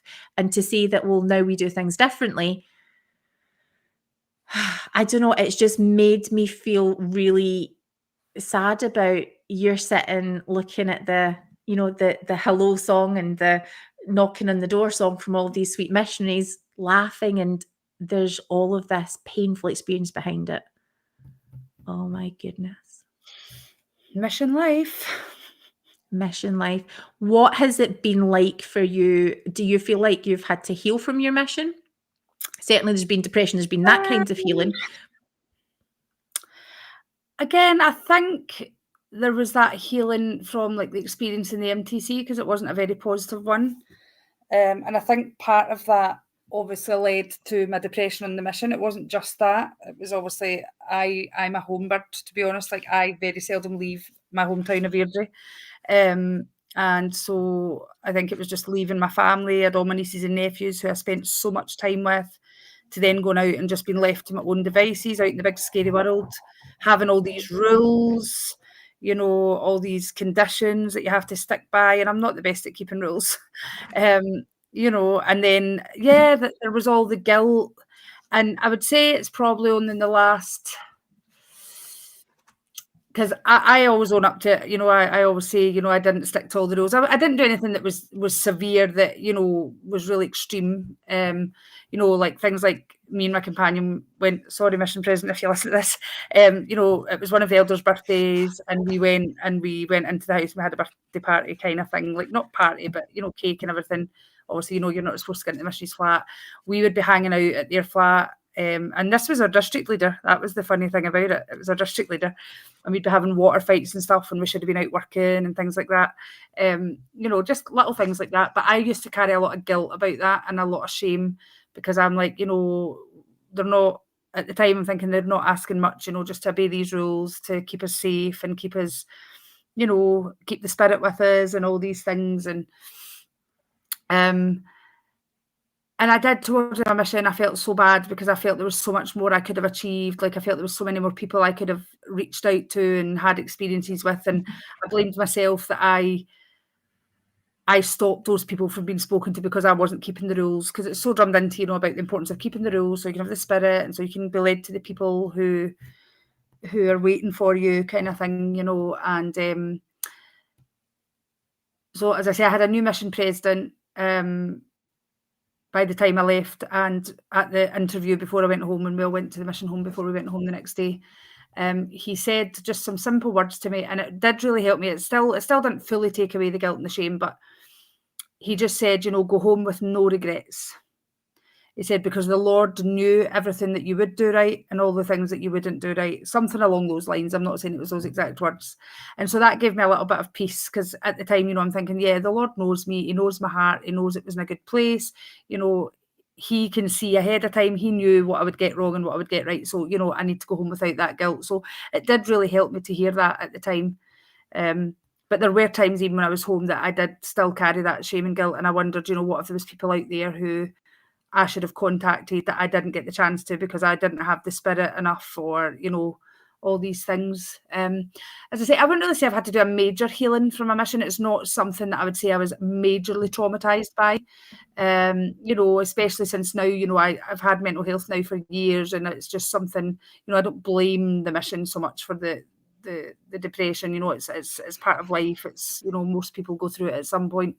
So I wouldn't really say that I've had to majorly heal from that experience. Obviously, I look back now and I see so many problems with it, and so many things that I don't agree with now, to that degree. And even now, seeing missionaries out and the things they're being asked to do, I find it very problematic. And as a parent, I wouldn't be happy knowing that they're having to do these kind of things.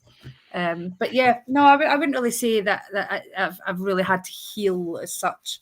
It was more towards the guilt and the shame that I carried, regarding the things that I didn't do, that I should have done, that I didn't have that exact obedience. I didn't obey with exactness. I didn't, you know, stick to the rules 100%. You know, whenever we have these kinds of conversations, so often, you know, you'll be framing things, you know, about you talking about how you process things, and I'll just sort of sit there totally gobsmacked, because I am seeing what you're saying from a perspective of, oh my goodness, this needs therapy. This needs, like, what, because the things that you are saying are so linked into, you know, you don't feel that you need to heal, but you left with a lot of guilt and shame about not having performed your best. Yeah. And where does that come from? And you see, I think there's this really, it's something that I think is a family trait. I think that you guys have all developed it. But one thing about knowing you as my absolute bestie, you don't, you have such a strong sense of integrity, and you don't act with duplicity or guile. What you see with you is what you get. And if you've had to be a certain person, if someone's expectations are projected onto you, you don't do well when you can't just be you. And I think an extended periods of time, because it's not even just about your mission, it's about all the previous stuff about your about to go your mission and all the preparation for that, and then the isolation, and then the loneliness, and all the support strategies which are suddenly gone, that is it possible that that may not have been triggered at that point in your life? I don't think, everybody doesn't experience depression. It's very, very common, but it's not a given for most people. But we live in this melting pot with what was then these incredibly, we can see, very, very unhelpful, problematic messages. That great if things are continuing to be worked on, but you're the result of that, and there's a lot of unpacking that needs done. But the good news is that you have loads and loads of these little laminated quotes and things to keep you going throughout the rest of your life. So that's really good. There's, like it said in your mission handbook, it's always good weather. I'm just looking at Mark's comment here where he says he had dreams, nightmares in the years post-mission that I had to go back on another mission. I guess it was my brain processing the experience, and I find that quite funny. Like, I don't remember having it so much when I came back from a mission, but actually, like in previous years, not so much recently, but not too long ago, I've had many dreams where I was called to serve another mission, even when I had my daughter. I had to leave my daughter behind and I had to go and serve. And then I've had dreams where I've been on the mission and then I've had to extend for another year and things like that. Like, and I think, what the heck, man? Like, my mission was so long ago. Is the scary Mormon hell dream. That is it. And the scary Mormon hell dream, it turns out, is you're going back on your mission. Oh my God. So there might not be cups of coffee chasing you down the street in your scary Mormon hell dream, but oh my goodness. Yeah, I've dreamt that quite a few times. Wow. About having to go back on a mission. And the one, like, with when I had Daisy, like, it was just, I'm like, is this crazy? Like, you want me to leave my child? Like, who is she going to stay with? All these things that I'm thinking, she needs her mum. Why would you send me on a mission? That was all my dream. I'm questioning it all. And then eventually I was like, right, okay, I'll do it because I had to do it was right kind of thing. And it was crazy. It was a crazy, crazy dream. And I was so glad when I woke up and it was a dream. Aye. So I guess I've left watching the Book of Mormon musical with, I don't know, more sort of respect for the missionaries that are out there, just for that naive sweetness and the desire to bring the world God's truth in a world where we now have Facebook and people are educated enough into being able to not just take your word for it, but to actually find out and have informed consent about the things that you're teaching. That for me is a really exciting thing. I love the idea of us being able to choose what our community looks like. And if that, our dearest friends in the Brit Avengers and the Sunstone tribe, the Thrive tribe of people, are all engaged in Mormonism or leaving Mormonism or have been adjacent to it in some way or some other restoration faith. And the community is so supportive and is so good. And if that's what faith looks like, I don't know, it's just, I think there's such a message of hope and healing, and of what do we need to take things super literally. This whole time we all had this, we were so invested in everything, really, really literally. And maybe everyone doesn't quite see the world like that. Maybe we can, I don't know, I'm just really interested in how my faith used to look compared to how it looks now. And it's good. It's been a really fun, exciting, traumatic journey that I wouldn't change for a minute. If you could go back to not knowing, would you go? And the reality is, for many, many people, this journey is so painful that it would be a relief to not know all of these things. But when you learn more about the church and I just feel really excited to be able to say, look, welcome into this space. This is exciting. You're going to grow more than you've ever grown before, and it's going to hurt and it's going to be painful. And yeah, you know what? Maybe some of us are going to get kicked out of the church. Maybe that's the way your story is going to take you, and I mourn that, and that is not okay. And I can stand up against that, but I still will claim you as my own. That is still what our faith looks like. I wonder if people would do the same for me. And yeah, I don't know. We'll need to find out. So yeah, do you have any thoughts you want to share then about the fact that you were one of those little missionaries knocking the doors and what your journeys looked like? Oh, like I remember on the mission, I'm not going to say on my mission. I remember on my mission. Sorry, I hate when folk do that. Like, I don't know. I probably did it, but I hate it. Like, I do remember at one point feeling like, what is the actual point of this? What is the actual point? Because quite often the doors got shut in our face. We get told no, thank you. You know, the number of people we actually got to share the message with was so minute that I'm thinking this is just a complete waste of time. Like, this is a complete waste of my time. But again, you continue to do it because that's the way it's done, and that's what you're there to do. You're there to knock doors, and I remember, you know how they. I mean, I don't know if they still do this. I imagine they don't because they don't really focus on door knocking so much now. But you know, we would have our map. We would have to get the map out. You know, the big map laid out on the floor, or if we had our own little map, and have to say a little prayer and ask the Lord to guide us with the Spirit, both of us, to what street we needed to go to. And then we would all have to, both of us would have to write down, I can't remember if it was like 3 streets or 5 streets, to see if we had any of the same. And that would be the Spirit telling us that was the street we were supposed to go to. And to be honest, more often than not, we didn't have the same streets, you know.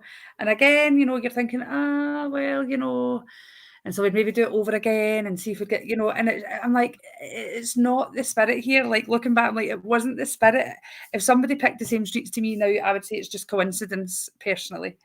But it was just crazy. It was, I mean, don't get me wrong, I was a bike riding missionary on the mission. I had to ride my bike, which I genuinely didn't think for a second I would manage, but I actually, early on in my mission, I got used to it, and we kept in one area, there was this huge big hill, and me and my companion used to see how far up the hill we could get. And then we would work on getting a little further and a little further, you know, we could have turned it into a challenge. And so, yeah, I really did enjoy like that part of it, like just getting to stoat about. But yeah, it's interesting looking back on it now.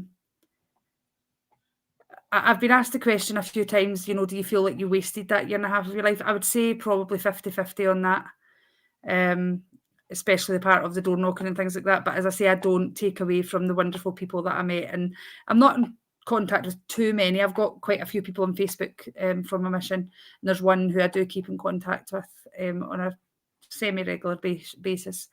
But yeah, it's interesting. It's very interesting. I just want to tell people, don't go on a mission, but I probably shouldn't say that. Well, you know, if something's right for you, is informed consent. I think that's all it is. I think I just had that feeling of having to serve a mission because I didn't know what else was happening. Yeah. Because I'd been in and out the church in my teenage year, kind of late teenage years into early adulthood, kind of 18. I was in and out for a few years, and so again, it all came back to my patriarchal blessing and something that it said, and I was like, does this mean I'm supposed to serve a mission? I think I really just went on the mission because I didn't really know what else to do with my life at the time. Because, you know, if you're not, and I apologise for saying this, but pretty much in the churches we know that if you're not the tall, blonde, skinny, typical girl, you know, the boys don't really want to look at you, kind of thing. And so, yeah, like I wasn't dating, there wasn't any potential sign of marriage or anything like that. So I didn't have anything else at that point in my life. So, I mean, looking back, I genuinely don't even know that I did genuinely get an answer to the question when I prayed and asked God, should I serve a mission? I wasn't getting anything. And my mum said, sometimes God wants you to make the decision and then ask him if it's right. And to be honest, I don't know that I really did get an answer. I think I just went with it at the time, to be honest. And as I say, I did enjoy the people and things, but yeah. Well, what about the lessons then that you learn from your mission that are encompassed in the couple of songs? So the first song, Turn It Off. As a convert, I was going to church every week and studying church materials and so on. Like those messages came to me as an adult. But you, having been raised in the church, like the people who are portrayed in the Book of Mormon, you're being, they're making it really clear, we've been raised, we know how to do this, so when my parents are fighting, I can just turn it off, I can just squish it all down.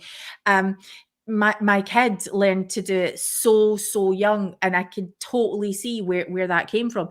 So I think it was just super jarring to see from the missionary handbook, you are being shown how to turn it off. So for the missionaries to sing a song about turn it off, I'm really, really shook. Yeah. How have you moved past that? Or have you? You know what? Just turn it off. Like, just go for it. Just. Are you still a squisher, downer of the feelings thing? I would say still there's part of me that does Yeah. that, yeah. Yeah, big It part. doesn't leave easily. Yeah. No, I love because that's what, when you learn to do it, when that's how you're trained, and that's part of post-Mormonism, right? And progressive Mormonism. Okay, what about then the fact that you would have stood up in testimonies and in front of different people and testimony meetings, and before your mission president, in front of all your colleagues and family, and you would have used similar phrases to Elder Price's phrases about concrete beliefs, I believe, and all of those fun things. Wait, how have you processed that? What does your belief look like today? Because at one point it would have looked very similar to Elder Price. I've thought a bit about that through my faith crisis stroke deconstruction. I question myself now to say, did I know? Because I always said, I know. But again, I was raised in the church. You're taught from such a young age. When we were younger, we were allowed to go up and bear a testimony as really young children and say, I know the church is true, I know. And I didn't know at that time. I always said that, if Daisy had ever wanted to bear a testimony, I at a young age, that I wouldn't have allowed her to, because I don't want that condition there of I know when you don't know. So I think I look back now and I think, did I know? Did I truly know? Because like I say, I didn't ever experience the, they talk about that burning of the bosom and that, and I know they say it's not always like that, but that I didn't have any of these big manifestations. So I used to think there was something wrong with me because I wasn't experiencing what other people were talking about. So yeah, and you don't fake it. This is the thing with you. If you're a very, very real person, and that kind of thing being completely incongruous with your nature, I can see how that led to total breakdown. Yeah. So it was hard, but where I'm at just now in regards to that is I do struggle to really fully understand what I still believe in at the moment. I, especially as far as God's concerned, I'm really struggling with that at the minute. Because I don't want to know the God that I've been taught all my life, in relation to my family situation and things, in regards to LGBTQ and various things. So yeah, I'm still kind of working through it. I think I've put the whole thing in a back burner for a while because I think, as we said, it was getting a bit too much, doing all the safeguarding stuff and things like that. So I've not really gave it too much thought. Obviously, when my aunt died just in June past year, I was so angry at God, even though I don't know if I believe in God, but I was really angry at him. So there's probably still an element of me that wants to believe something, but I just don't know how to or what to believe. Yeah. So that's the difficult thing. In relation, as far as church is concerned, I don't want any part of it. That's just where I'm at. It's not healthy. It's harmful, and I don't want that in my life. I'm happy in life. Like I think today, I can honestly say, and I think you would agree, that I'm in the best place that I have been in many, many years in regards to my mental health, in regards to just my general outlook on life, not having that feeling of, I'm not saying it doesn't creep in now and again, of course it does, Mhm. but not having that feeling of not being good enough, not doing enough, not, being, and I think it still comes in, especially as a mother, but I think that's pretty norm for mums to feel, that they're not doing Yeah. enough, they're not being enough for their child. That's just normal. But to the same extent that it used to really consume me, it's not there anymore. And I would generally say I'm happy in life for the most part right now. Like, I have my down days. I have days where Daisy drives me up the wall and I want to run away. But what is it we always say, Jane? Wayne? Why is this our No, lives? no, I was thinking the other one. We say, Waynes why is it and our Doug. lives? And we say, Waynes and Dougs. Waynes and Doug. Waynes and Dougs. And so for anyone who doesn't know Waynes, that's just a child. It's the Scottish way of saying child. And a dog is a dog. Yep. So And yeah. children and dogs. So yeah, I'm genuinely happy. I mean, does the light look as if it's gone from my eyes? Yeah. Oh no, hold on. No, it's back again. Oh no, wait. No, hold it. Yep, no. We're good. I genuinely can say that right now, where I'm at in my life, I'm genuinely happy with life. And that's without the church. And we're taught our whole life that you can't be truly happy out with the church. Well, I'd say I'm more happy than I've ever been my whole life. And I feel like that's sort of the takeaway from the Book of Mormon musical, that we can find joy in these really complex spaces. So for me, I believe I was cheering my heart out at every statement I hold in common with Elder Price. I was cheering at all of the silly stuff that we nuanced the hell out of. I was cheering at the completely ridiculous stuff that is wackadoodle and we can just laugh at. Yeah, I am okay with being in this really interesting space of understanding and growth. One of the things that I've learned whenever I'm super over anxious, when I have an OCD flare up and things, I have learned that when I am so in my head and it's all thoughts and things, I forget really easily that some magic words. If my family tell me just nice and gently, without judgment, lighten up, it's been magical for me. And so to be able to laugh at the silliness and the quirkiness, and because we are silly and quirky and weird and adorable and hopeful and naive and gullible, and there is so much good and there is so many problematic things, and this is not the end of the story of the church or even the story of how the Book of Mormon looks in the world. There are things that we can do with the experiences that we've had. We chose to start a podcast as one of the ways to have real, proper conversations, the kind that we wish we could have at church. What we are asking for people to do is to just have those conversations, to lighten up where we can lighten up, but to be serious where we need to be serious. Specifically, we've been talking often about safeguarding. We have so many more things to tell you about what's happening behind the scenes. We're going to be inviting you to some really cool stuff that we've been able to do because you have helped to fund and to support that. Now, what we are asking you to do today is, if you have any experiences that you would like to share with us, we are asking,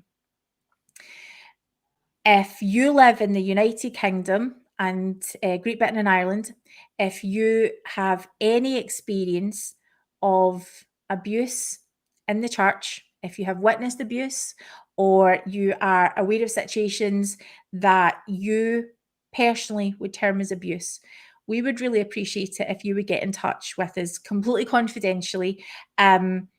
We hold your story sacred, and we will give you some information and have a conversation with you about that.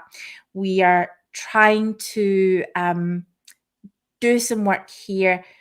There will be more information on this over the next few weeks. But if you feel like it's something that you can do just now before we formally launch the next stage of our campaign, then we would really appreciate hearing from you.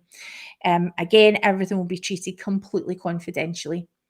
On our website, we have a petition which we would love you to sign, asking for safeguarding in the church now, asking for particularly for background checks. We also have an open letter which has been signed by all the cool kids in Mormonism. Please add your name to the list. You can find that on our website, 21stcenturysaints.org, asking for safeguarding measures now.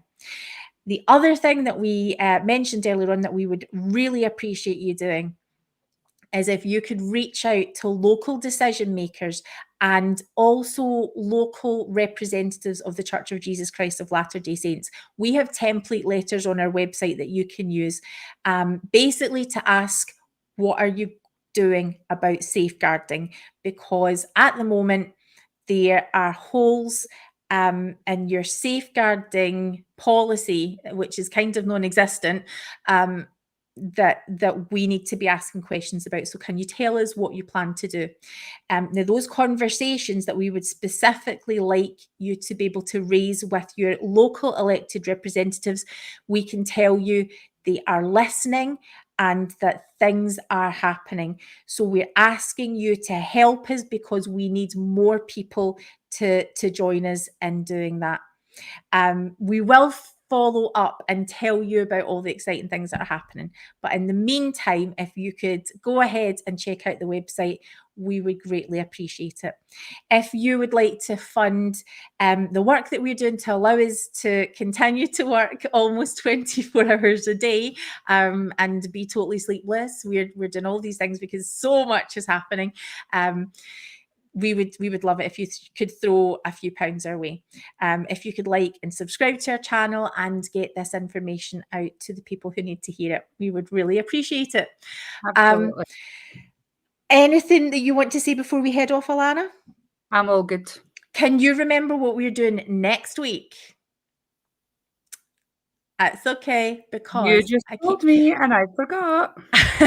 Our girl has been going non-stop and she is exhausted, and I get really entertained and just like throwing these little questions out and just watching Alana go, what are we talking about again?